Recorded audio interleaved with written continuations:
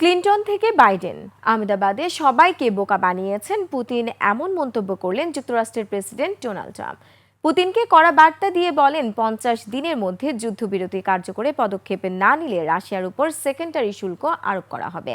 সেই শাস্তির আওতায় পড়বে রাশিয়াকে সাহায্য করে ন্যাটোর অন্যান্য দেশগুলো। বিস্তারিত আফসানা নীলার ডেস্ক রিপোর্টে। শিয়া বাটার ও ভিটামিন ই সমৃদ্ধ লিলি হালাল বিউটি সোপ, তারুণ্যময় উজ্জ্বল ত্বকের জন্য।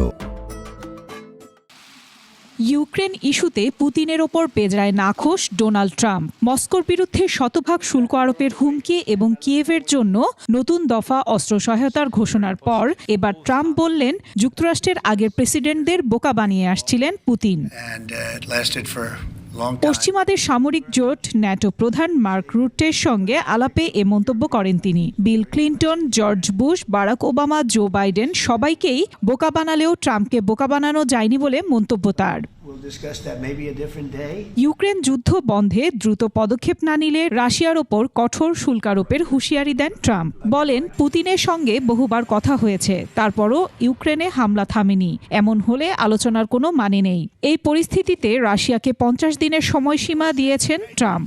জানিয়েছেন এ সময়ের মধ্যে যুদ্ধবিরতি চুক্তি না হলে মস্কোর ওপর সেকেন্ডারি ট্যারিফ আরোপ করা হবে।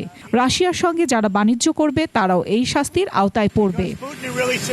পুতিন দিনে মিষ্টি কথা বলেন আর সন্ধ্যা নামতেই সবাইকে বোমা মারেন। আমি আর তাকে পছন্দ করতে পারছি না।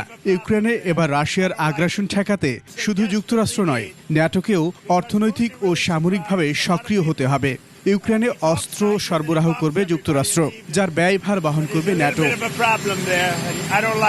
তবে ট্রাম্পের এসব কথাবার্তায় মাথা ব্যথা নেই পুতিনের। তার বিশ্বাস, যুদ্ধক্ষেত্রে রুশ সেনারাই সুবিধাজনক অবস্থানে। তাই যুদ্ধের অবসান চাইলে তা হতে হবে রাশিয়ার শর্ত মোতাবেক। আফসানা নীলা, ডেস্ক রিপোর্ট, 21 টেলিভিশন।